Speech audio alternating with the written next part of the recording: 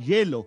और बताओ। बस। अरे ये क्या भैया जी, बस इतनी सी रासायनिक खाद? किसानी छोड़ रहे हो क्या? किसानी नहीं, नादानी छोड़ रहे हैं। मिट्टी की जांच कराई है। अब तो लालाजी जितनी जरूरत है उतने ही उर्वरक खेत में डालेंगे। हाँ, किसान भाई आज ही अपने जिले की नजदीकी भूमि परीक्षण प्रयोगशाला में मिट्टी की जांच जरूर करवाएं और मिट्टी में पोषक तत्व, नमी व पौधे के विकास को देखते हुए केवल जरूरत के अनुसार ही पोषक तत्व डालें। और हाँ, मिट्टी में गंधक, जस्ता, बोरोन जैसे सूक्ष्म पोषक तत्वों का पता लगाना भी न भूलें। उर्वरक और जैविक खाद के सही उपयोग से भूमि का उपजाऊपन बनाए रखें, उत्पादकता बढ़ाएं, खर्चा घटाएं और बहुमूल्य विदेशी मुद्रा बचाने में भी सहयोग दें। और हाँ, धीमी गति से नाइट्रोजन उपलब्ध कराने वाले उर्वरकों जैसे नीम लेपित यूरिया को प्राथमिकता दें और यूरिया का पत्तों पर छिड़काव करें। अरे वाह, तू तो सचमुच समझदार हो गया रे। अधिक जानकारी के लिए संपर्क करें जिला कृषि अधिकारी या किसान कॉल सेंटर। नई तकनीक सभी को अच्छी लगती है। मैंने भी अपने खेत की तैयारी, बुआई, जुताई, गहाई वगैरह के लिए छोटी मशीनें अपनी जरूरत के हिसाब से खरीदी। मैंने अपने खेतों में मशीन का प्रयोग किया तो काम जल्दी और आसान हो गया। खेती में मशीनों के इस्तेमाल के बाद मुझे मिली भरपूर पैदावार और ज्यादा मुनाफा। छोटी मशीनें तो हमारी अपनी अपनी हैं, लेकिन बड़ी मशीनें हमने समूह बनाकर खरीदी। किसान भाइयों और बहनों, आप भी उन्नत मशीनों और उपकरणों की खरीद पर वित्तीय सहायता का लाभ उठाएं, अपनी आमदनी बढ़ाएं और खुशहाली पाएं।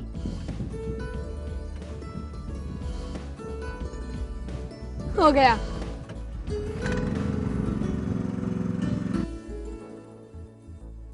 मैंने सोच लिया है, मैं तुझे कृषि का इंजीनियर ही बनाऊंगा। नई मशीनें, नए उपकरण आए आपके द्वार, ले लो इनसे अब खूब खुशी और पैदावार। जी जी जी। किससे बात कर रहे थे इतना हंस कर? किसान कॉल सेंटर में विशेषज्ञ से खेती के बारे में सलाह ले रहा था। सुबह भी रात को भी? किसान कॉल सेंटर सुबह 6 बजे से रात को 10 बजे तक खुलता है। रविवार को भी? साल के 365 दिन खुलता है। पर तुम ये सब क्यों पूछ रही हो? मैं तो कुछ और ही समझी थी। कृषि संबंधी समस्याओं का अपनी भाषा में तुरंत समाधान पाने के लिए पूरे भारत में किसी भी फोन से राष्ट्रीय हेल्पलाइन नंबर 1800-180-1551 पर संपर्क करें।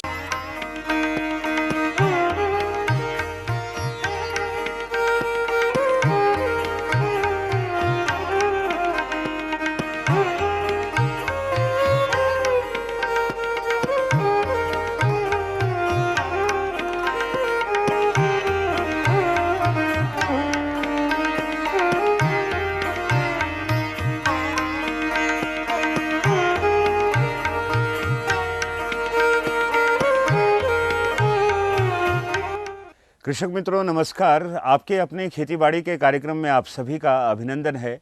किसान एवं बागवान साथियों, आप जानते हैं मानव जीवन के साथ फूलों का संबंध वर्षों से जुड़ा है। आज के कार्यक्रम में हम बातचीत करेंगे गमलीय पौधों का उत्पादन किसान एवं बागवान साथी कैसे कर सकते हैं और व्यावसायिक तौर पर यदि गमलों में पौधे उगाना चाहते हैं तो किसान एवं बागवानों को क्या करना चाहिए। आज के कार्यक्रम में हम बातचीत करेंगे सहायक वैज्ञानिक डॉक्टर यशवंत सिंह परमार, औद्यानिकी एवं वानिकी विश्वविद्यालय नौणी, डॉक्टर सुमन भाटिया से, और जानेंगे व्यावसायिक तौर पर गमलीय पौधों का उत्पादन किसान एवं बागवान साथी कैसे कर सकते हैं। आइए सारी बातचीत करते हैं डॉक्टर सुमन भाटिया से और जानते हैं गमलीय पौधे कैसे हिमाचल प्रदेश में किसान एवं बागवान साथी उगा सकते हैं। डॉक्टर सुमन भाटिया, कार्यक्रम में आपका अभिनंदन है। किसान बागवान आपसे जानना चाहते हैं ऐसे कौन कौन से फूलों के पौधे हैं जो गमलों में किसान एवं बागवानों के द्वारा उगाए जा सकते हैं। तो ऐसी क्या ज़रूरत पड़ी किसान एवं बागवानों को कि जो फूल पहले बागीचों में उगाए जाते थे वो आज गमले में उगाए जा रहे हैं। गमले में फूल क्यों उगाने चाहिए? सबसे पहले तो मैं आपको ये बताना चाहूँगी गमलीय पौधे यानी पॉट प्लांट्स क्या हैं।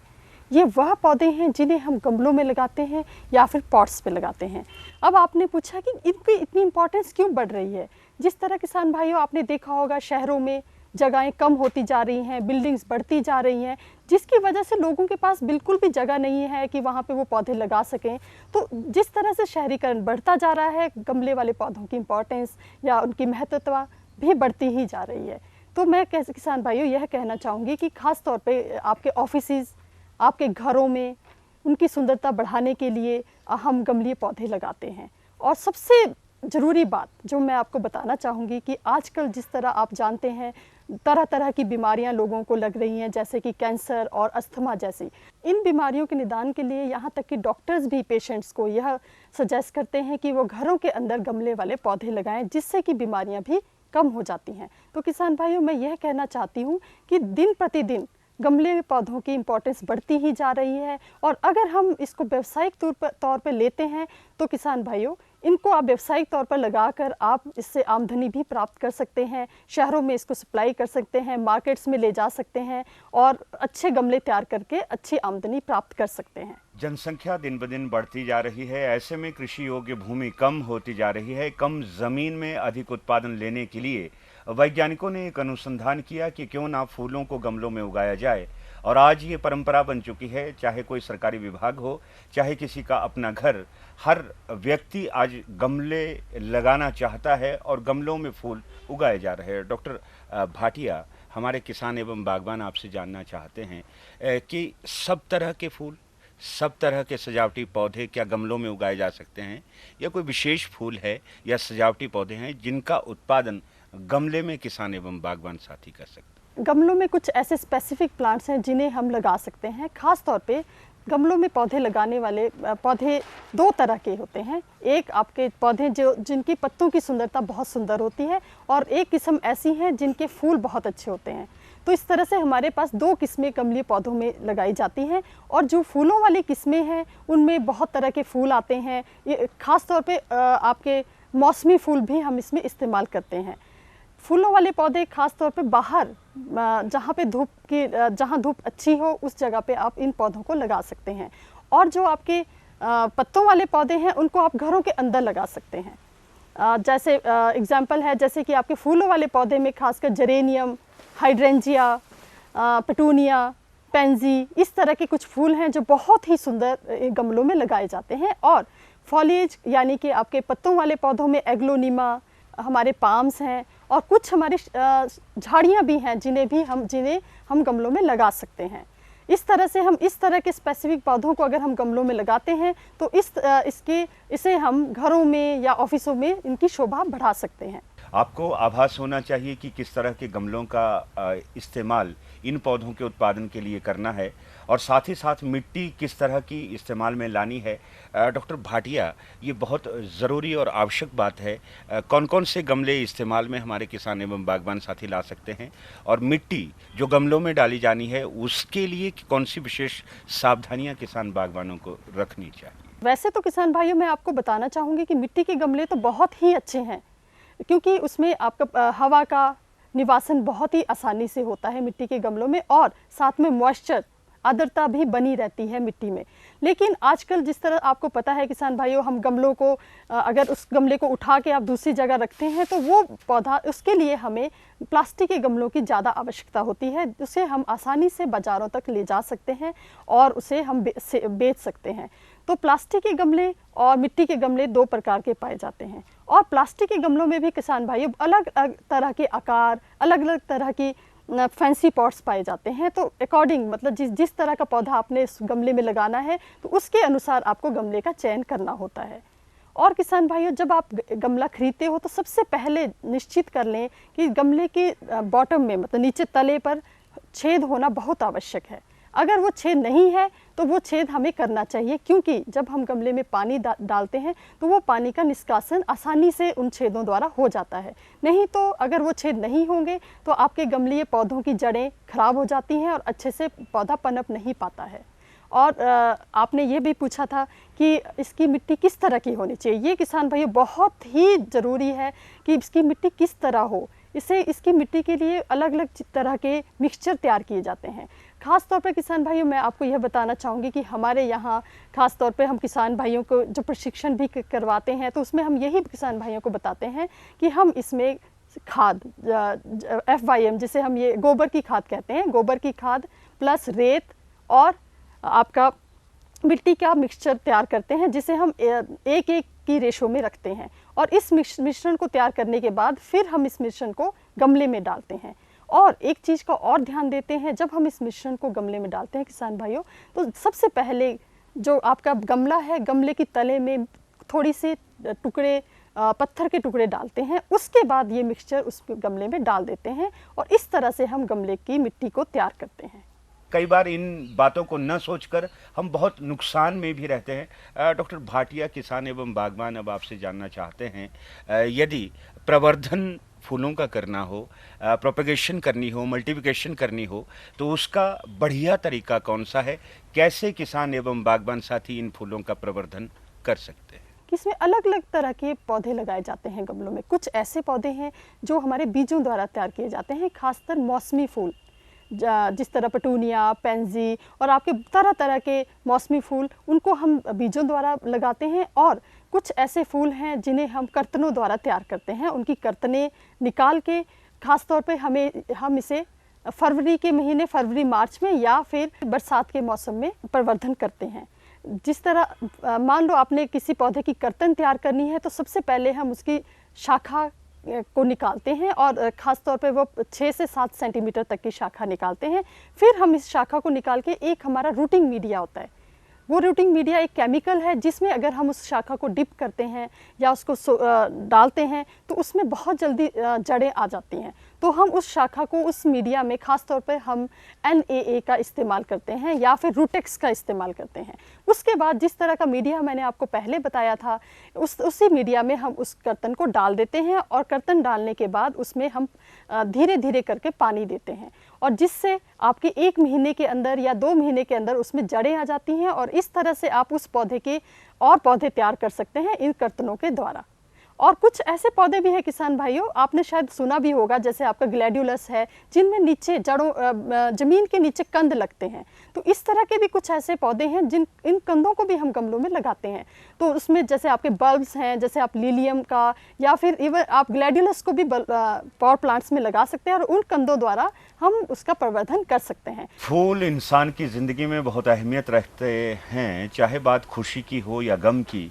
फूल हमेशा हमारा सहयोग करते हैं, हमारे काम आते हैं। डॉक्टर भाटिया, किसान एवं बागवान, अब आपसे जानना चाहते हैं, जो फूल गमलों में उगाए जाने चाहिए हमारे किसान बागवानों के द्वारा, जो व्यावसायिक खेती से जुड़ रहे हैं, व्यावसायिक पुष्प उत्पादन कर रहे हैं, वो आपसे जानना चाहते हैं कि इन फूलों का जो उत्पादन है वो खुले में किया जाता है या पॉली हाउस से तैयार करके इन फूलों को फिर पॉट्स में लगाया जाता है।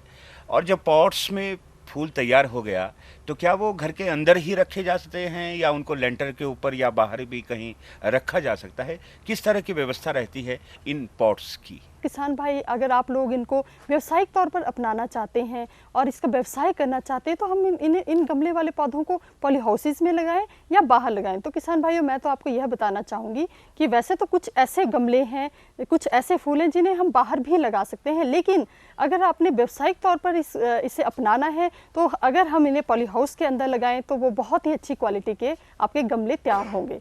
और दूसरी बात यह है कि किसान भाइयों, मैं आपको ये बताना बहुत ही ज़रूरी समझूंगी कि जो पौधे हैं, गमले वाले पौधों को भी अलग अलग तरह के पौधे हैं। कुछ ऐसे पौधे होते हैं जिन्हें कि हमें डायरेक्ट सनलाइट की आवश्यकता होती है और कुछ ऐसे पौधे होते हैं जो छाया में पनपते हैं और कुछ ऐसे पौधे होते हैं जिन्हें थोड़ी कम सनलाइट की आवश्यकता होती है। तो इस तरह से वैज्ञानिक तौर पर हम अलग अलग तरह की कैटेगरीज में रखते हैं। तो कुछ जैसे जो फूलों वाले पौधे हैं, जैसे आपका जेरेनियम है, इस तरह के जो फूल हैं, फूलों वाले पौधे, उन्हें हम डायरेक्ट सनलाइट के नीचे रखते हैं या फिर गर्मियों में थोड़ी सी शेड में आप इनको रख सकते हैं। और अगर आपने यह पौधे घरों में लगाने हैं तो आप इन पौधों को बहुत ही अच्छे से टेरेस पे लगा सकते हैं, घरों के अंदर लगा सकते हैं, लेकिन इस बात का चयन करना बहुत ही आवश्यक है कि आप किस तरह का पौधा सिलेक्ट कर रहे हैं। अगर वो पौधा इस तरह का है जो आपके छाया में ज़्यादा अच्छे से लगेगा तो उसे हमें डायरेक्ट सनलाइट के नीचे नहीं रखना चाहिए। अगर वो पौधा अंदर में रखने वाला पौधा है, छायादार पौधा है, तो उसे हमें अंदर, घरों के अंदर लगाना चाहिए। और जिन पौधों को डायरेक्ट सनलाइट की ज़रूरत है उन्हें हमें बाहर बालकनीज में लगाना चाहिए या फिर टेरेसेस पे लगाना चाहिए। तो इस तरह से हम लोगों को पौधों का चयन करना चाहिए जगह के अनुसार। आप गमलों में जिन पौधों का, फूलों का उत्पादन कर रहे हैं, उनकी क्या ज़रूरत है? क्या वो अंधेरे में या अंदर हो सकते हैं या सनलाइट उनको चाहिए? ये फूलों के ऊपर निर्भर करता है और इस बात का विशेष ध्यान हमारे किसान बागवानों को रखना चाहिए। डॉक्टर भाटिया, जब पौधे गमले में लगा दिए उसके बाद पानी देना, उनके लिए उर्वरकों की आवश्यकता, सारा रख रखाव किस तरह से हमारे किसान बागवानों को करना चाहिए, और क्या इन फूलों में बीमारी लगने के चांसेस भी रहते हैं?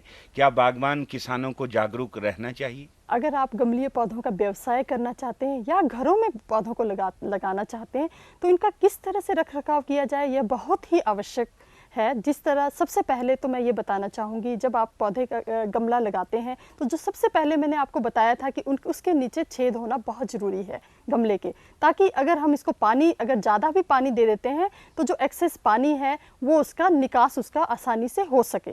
तो मैं यह बताना चाहूँगी आपको कि इसका जो पानी इरिगेशन जिसे हम कहते हैं, इसको हम जैसे गर्मियों के मौसम में 2 दिन के अंतराल में पानी देते हैं और सर्दियों के मौसम में 5 या 6 दिन के अंतराल में हम पानी देते हैं। और पानी देते समय इस बात का ध्यान जरूर रखें कि जब आप पानी देते हैं बहुत ज़्यादा पानी ना दें, कोशिश यह करें।